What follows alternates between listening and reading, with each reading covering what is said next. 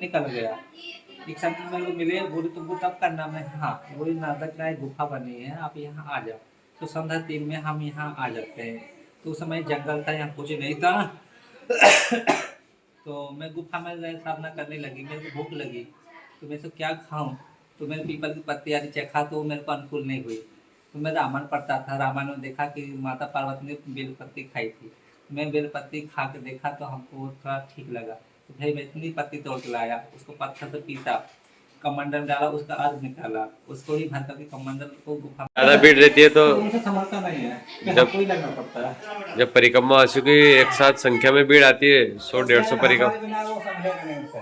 जी जी जी। क्योंकि हमें 4 व्यक्ति की ताकत अकेले है। हाँ, 4 व्यक्ति का अकेले काम कर लेते हैं।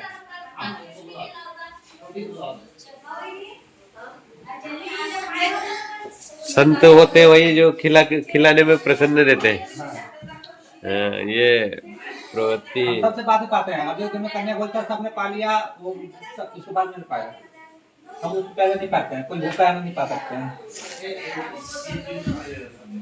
गुरुदेव कितने समय हो गया आपको यहाँ? इस हमको यहाँ एक साल हो गया पूरा, 12 वर्ष।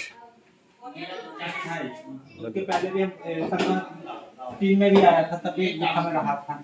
ये जो मांडवी ऋषि के नीचे गुफा है उसमें? हाँ, उसका 8 महीना रहा मैं, सन 3 में।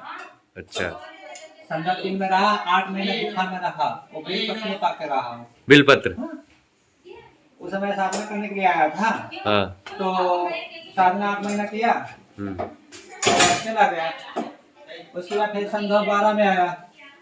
तो 12 में हम आया विश्राम करने के लिए, सेवा करने के लिए। तो ऐसे नर्मदा किनारे बैठा था, मातेश्वरी से कहा, मातेश्वरी बचपन में आया था तपस्या करने के लिए, लेकिन अभी मैं आनंद लेने आया हूँ।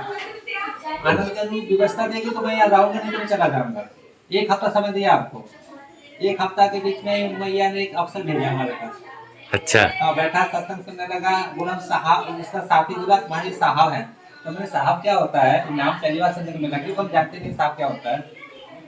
उसमें गांव के लोग आते हैं कि तुम्हारी अधिकारी है, तो हम फिर वो बोले भाई कोई आदेश करो कुछ सेवा करने के लिए। हमने बोला क्या सेवा करोगे आप? बोले आप सेवा लेते थक जाएंगे, मैं मना नहीं करूंगा आपको। तभी उसने हमारे भवन बना के दिया मेरे लिए, 5 लाख में घर बनाया था उसमें, और पुलिया, नोड़ा की पुलिया बनाया था। उसने काफी काम किया था, 2 साल सेवा किया हुई हमको, उसके बाद चला गया जी। तो व्यवस्था अच्छी हो गई, तो मतलब गया रह गया, हम छेद खोल दिया, सेवा चलती रही। आज सबको भोजन मिलता है, कोई भी आता सब खाते पीते हैं। मैया की इच्छा थी ना आपको यहाँ रोकना था, आपने कहा था मैया से 7 दिन में व्यवस्था करके दोगी तो रुकूंगा। हाँ, 1 हफ्ता समय दिया था। हाँ, 1 हफ्ता व्यवस्था करी तो रहेंगे, नहीं तो चले जाएंगे। तो हमने सीधा बोल दिया, मैं तपस्या करने नहीं आया हूँ, अभी आनंद लेना मेरे को। तपस्या तो जीवन करना ही है जी, लेकिन मूल हमारे तपस्या नहीं है, क्योंकि हम बचपन से साधु बन गए 8 साल के। 8 साल की उम्र में। हाँ, तो तब तक तो कथी अवस्था होती ना, तो हमारा तब पूरा हो गया है। अब आगे 24 साल तक हो गया हमारा, ये तीसरा कल्प लग गया है। 12 वर्ष के बाद 36 है, हाँ, तीसरा। 40 साल की उम्र हो रही है हमारी, तो 3 कल्प हो गए हमारे ना। तो गुरुदेव 8 वर्ष की उम्र में कैसे ये मन में आया कि संन्यास धारण करना है? वो तो अवस्था इतनी छोटी थी। हम आपको फोन पे करते चलेगा, तो हम क्या बोल रहे थे आपको, वो अवस्था इतनी छोटी रहती है कि सब ज्ञान नहीं रहता है। उस उम्र में तो बचपन रहता है, खेल कूद की उम्र रहती है। तो फिर एकदम ऐसा आप संन्यास की ओर कैसे आए? उसका गीता में लिखा है कि भगवान जब किसी को संन्यास मार्ग में लाते हैं, उसका सब कुछ छीन लेते हैं, क्योंकि माया इतनी मम माया तो लगता है। गीता में लिखा है माया इतनी प्रचंड है, माया को महापुरुषों ने परम ब्रह्म कहा है। जो विधि विधाता को भी नचा सके उसको महामाया बोलते हैं। तो माया छूटती नहीं है, भगवान ही सारी माया छुड़वा देता है। तो कहने का प्रयास कि हमारी माँ और पिता दोनों में छोटे में छोड़ के चले गए मेरे को। अच्छा। 8 साल की उम्र की माँ का तो मेरे को मालूम नहीं है। हाँ। लेकिन पिता का हल्का सा याद है कि वो शादी अवस्था में हमको छोड़ के चले गए थे। अच्छा। उसके बाद में मैं क्या अकेला थोड़ा दुखी रहता था। तो जो टीचर थे स्कूल के मास्टर, वो ब्रह्मचारी थे जी, तो हनुमान जी पूजा करते थे, मैं उनका संगत में रहता था। तो वो हमको साधु साधु कथा सुनाया करते, तो हमको अच्छा लगा। हमारे साधु रहते कहाँ हैं, क्या करते हैं, उनका उद्देश्य क्या रहता है। वो सब बताया कि तपस्या करते हैं, वन प्राप्ति को उपदेश करता है, समाज सेवा करते हैं। कहाँ रहते हैं? वो तो तीर्थों में रहते हैं, क्योंकि छोटा था, जानते नहीं थे कहाँ रहते हैं। उनके प्रति श्रद्धा जागी हमारी। हम कमरे में अंदर अंदर रहते रहते रोते थे, भगवत प्रार्थना करते कि साधु कहाँ मिलेंगे, किस मिलेंगे। तो हमको माँ स्वप्न में आकाशवाणी हुई है कि माघ के महीना में एक संत आएंगे, तुमको लेके चले जाएंगे। आह, हमने सुबह सबको बता दिया कि एक साधु बाबा हमको ले जाएंगे, तो लोगों ने मजाक समझा, बच्चे को स्वप्न देख लिया होगा। हाँ?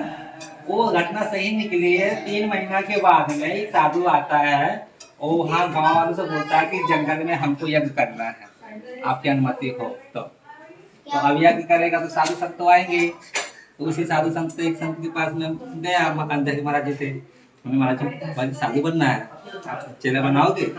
बोले नहीं बेटा, मैं नहीं बनाएंगे, क्योंकि बच्चों को लेके जाएगी, गाँव वाले से नाराज होंगे, आप बहुत छोटे हो।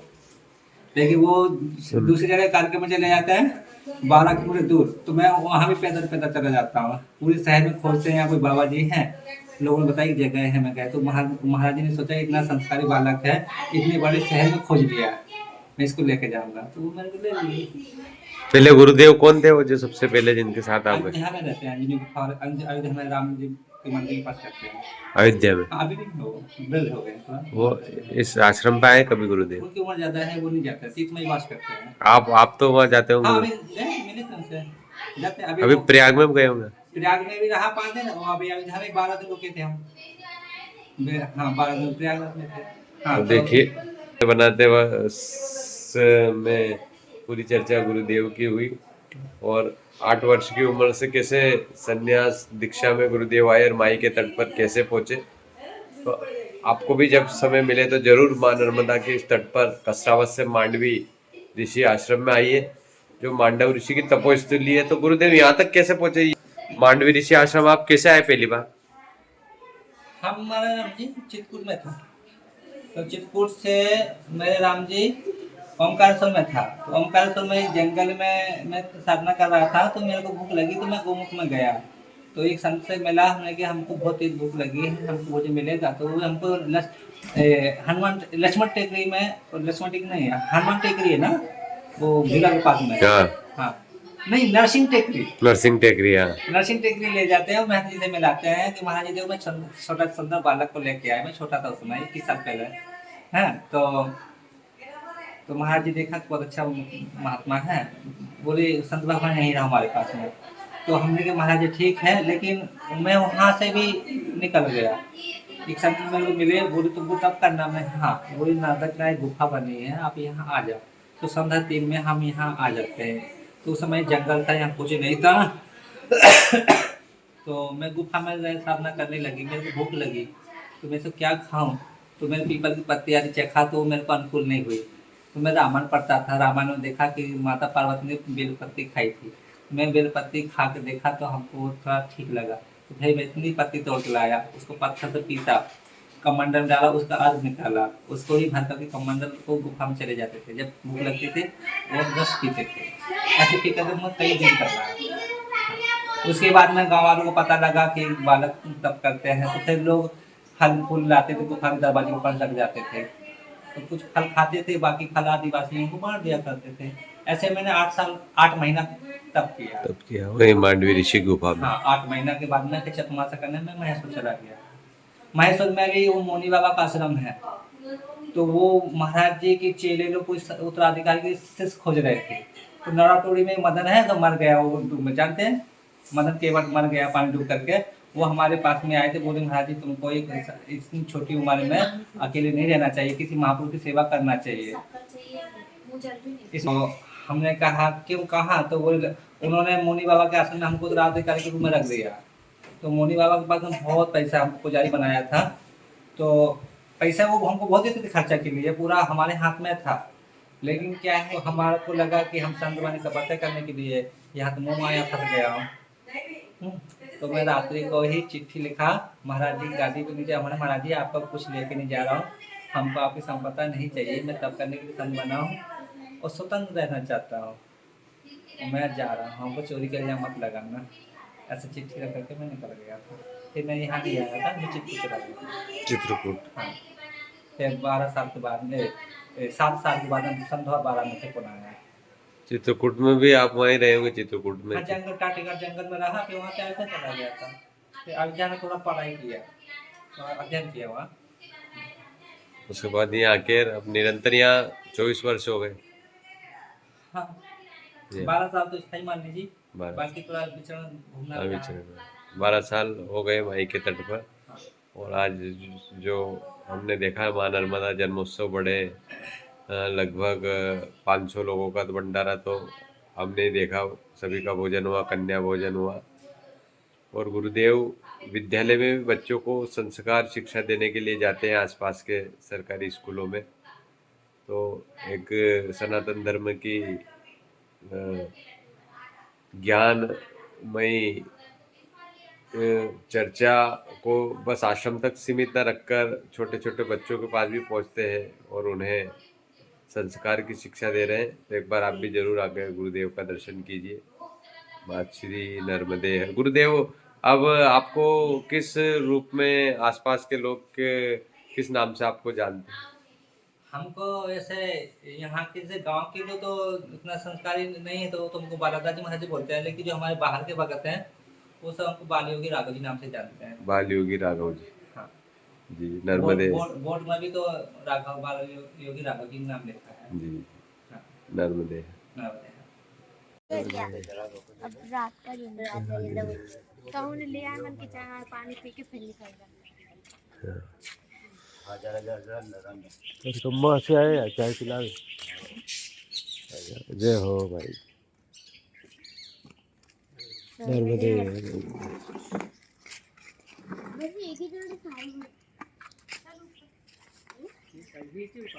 आजा आजा लिया।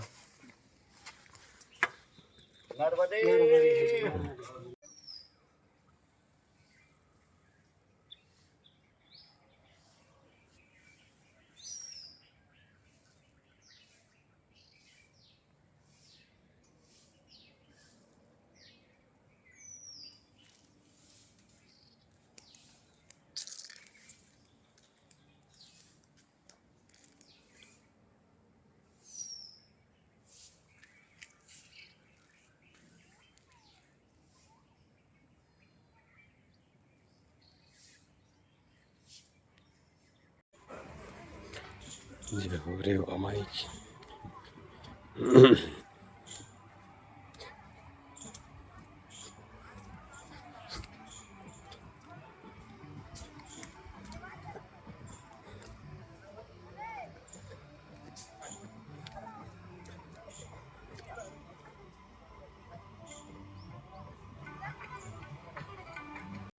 अंदर नहीं आते क्या? मांडवी ऋषि गुफा, और इस गुफा का दर्शन आपको कराते हैं। चलिए जाकर आइए थोड़ा। हाँ, उजाला कर दिया उधर। हरदा जिले से लगी 2 घंटे से रावेत।